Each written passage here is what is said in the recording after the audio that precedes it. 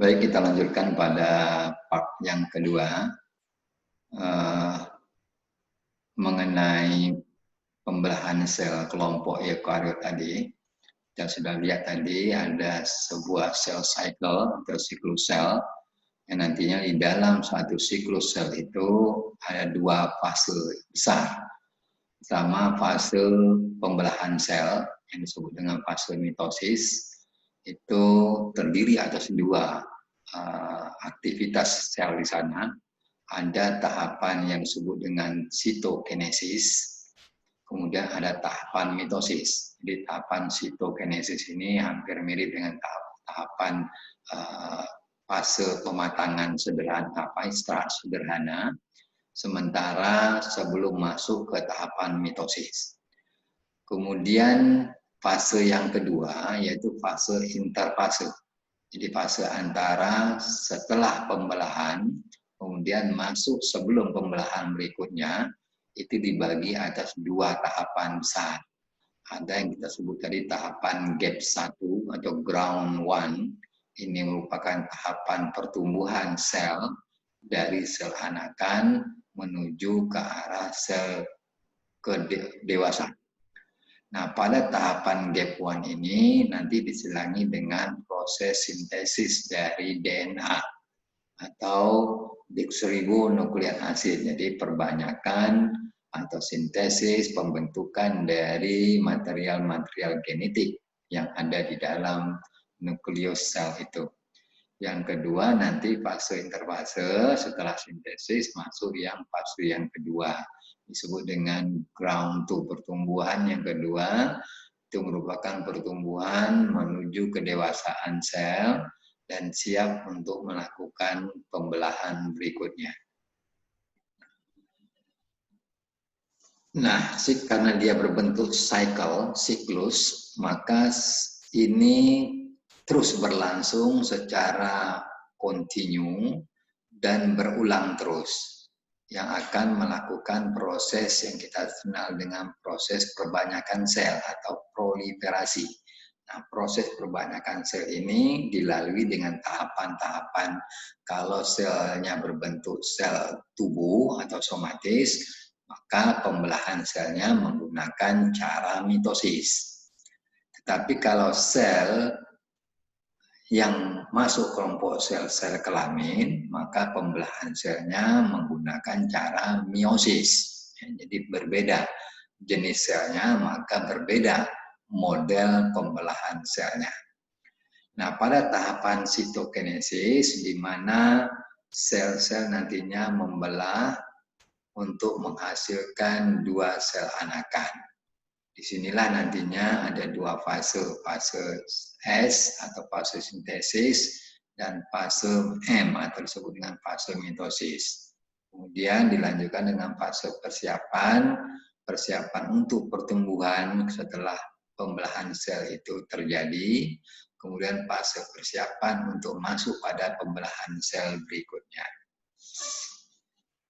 Nah, pada sintesis, kalau kita dalami apa saja yang terjadi pada fase sintesis. Pada fase sintesis ini, yaitu fase di mana terjadinya replikasi dari DNA. Jadi perbanyakan atau pembentukan dari deoksiribonukleat asid. Dan ini sama-sama kita ketahui bahwa DNA adalah merupakan material-material genetik sebagai unsur penurunan sifat-sifat yang ada pada masing-masing makhluk hidup. Nah, proses replikasi atau perbanyakan sel ini atau perbanyakan DNA ini membutuhkan waktu lebih kurang 8 jam dalam proses siklus yang normal bagi sel-sel eukariotik. Nah, kedua ada fase mitosis. Ini yang membutuhkan waktu lebih kurang 1 jam setiap fase interval fasenya. Terjadi pembelahan sel dari satu sel menjadi dua sel anakan dengan melalui 4 fase. Jadi 4 fase mitosis itu yang membedakannya dengan binary fission tadinya. Ada fase profase, metafase, anafase, dan telofase. Jadi 4 tahapan ini harus dilalui dulu, barulah sel itu memisah menjadi 2 sel anakan. Kemudian yang ketiga ada fase gap. Fase gap ini tadi terdiri atas dua, gap 1 dan gap 2, yang merupakan fase sintesis zat-zat yang diperlukan pada fase-fase berikutnya. Nah, ini kalau dilihat dari gambar, dalam sebuah siklus bisa kita lihat, jadi ada yang interfase, ada fase pembelahan sendiri ya, jadi dalam sebuah siklus. Kita lihat satu persatu apa saja yang terjadi ketika sel-sel itu melakukan proses reproduksi pada masing-masing fase. Yang pertama ada yang kita sebut dengan tadi fase interfase, itu fase istirahat. Biasanya dalam sebuah siklus sel, satu siklus sel fase interfase ini memenuhi atau menempati lebih kurang 90% dari seluruh kehidupan sel itu. Nah, yang 10% itulah yang dilakukan aktivitas untuk pembelahan secara mitosis ataupun secara meiosis, tergantung dari jenis-jenis selnya. Yang kedua kita lihat pada tahapan interfase ini akan terjadi pertumbuhan karena disinilah banyaknya aktivitas, yaitu pertumbuhan dan aktivitas metabolik yang terjadi pada satu sel itu. Nah, kemudian material genetik dalam bentuk deoksiribonukleik asid ini tersebar dalam bentuk kromatin pada fase atau pada tahapan interfase ini.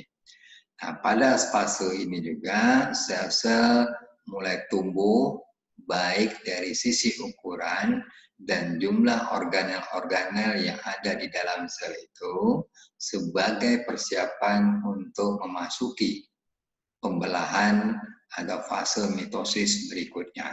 Jadi dari 100 satu siklus itu 90% itu ditempati oleh tahapan-tahapan interfase, tahapan pertumbuhan, persiapan sebelum masuk kepada tahapan berikutnya yaitu tahapan pembelahan. Kemudian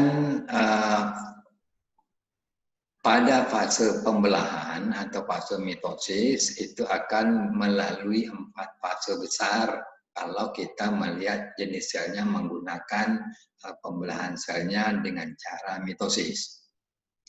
Nah, fase pertama yang harus dilalui oleh sel-sel eukariotik ini adalah profase.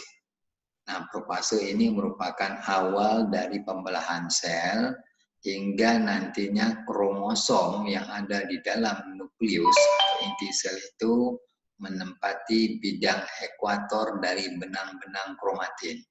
Jadi bidang ekuator ini merupakan bidang pembelahan sel yang berada di sepanjang sel itu.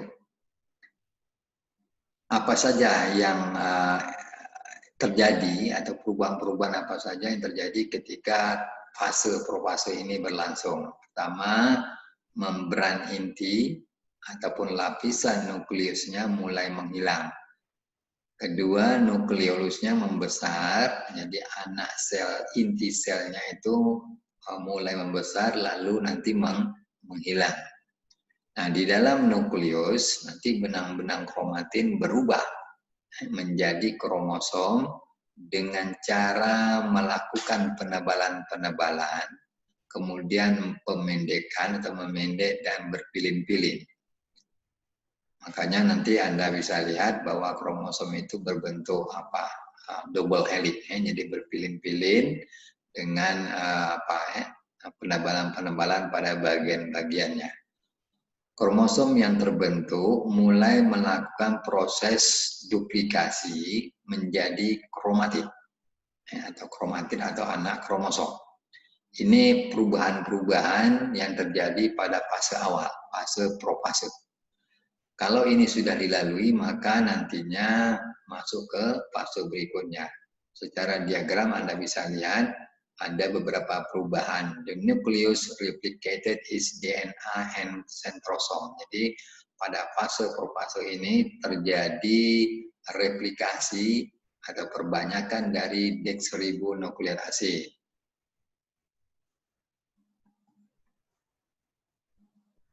Kemudian fase yang kedua setelah profase adalah metafase. Pada tahapan ini pasangan kromatid berada di bidang ekuator masing-masing pembelahan.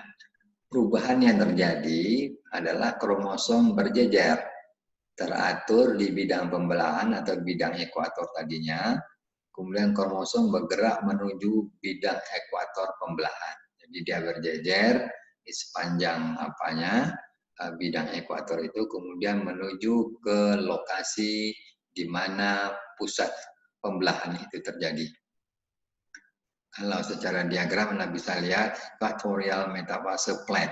Jadi awalnya dia berjejer di bagian tengah ekuator dari sel itu. Kemudian masing-masing as centromere divides and the new chromosome. Jadi masing-masing ke sentromer kromosom itu bergerak menuju kutubnya masing-masing. Is derived from one member of one the set of higher chromatid. Jadi bergerak, jadi kromosom yang sepasang tadinya menuju pada bidang ekuatornya masing-masing. Karena nanti pada tahapan berikutnya akan terjadi penciutan atau perlekukan di bagian tengah dari sel itu. Tahap yang ketiga baru masuk ke anafase. Pada tahapan ini kromatid bermigrasi. Jadi kromatid anak kromosom itu bergerak menuju ke kutubnya masing-masing untuk mencapai posisi dari inti sel yang baru. Apa saja perubahannya?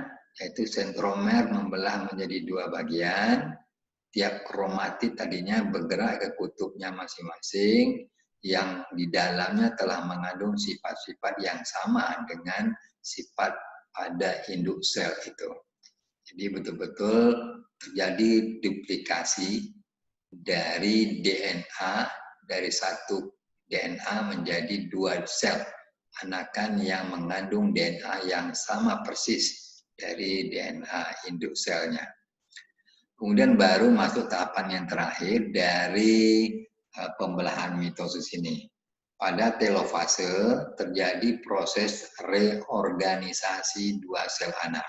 Disinilah terjadi proses karyokinesis dan sitokinesis. Perubahan yang terjadi, kromatid yang tadinya telah berubah menjadi kromosom tampak kurang jelas. Jadi kromatid anak kromosom mengalami perubahan, pendewasaan menjadi kromosom. Pada tahapan telofase sudah mulai tidak jelas nampaknya. Dinding intinya mulai terbentuk. Pada bidang ekuator nantinya sitoplasma mengecil sehingga dua sel anak akan melakukan pemisahan atau terpisah menjadi dua sel anak yang sama persis dengan induknya. The separating chromosome reach the pole, jadi membelah bagian tengahnya telofase phase into the next interfase. Jadi pada fase telofase ini merupakan fase terakhir dari tahapan mitosis, kemudian baru masuk ke tahapan interfase untuk masuk pada tahapan gap 1. Saya kira itu dulu untuk part yang kedua.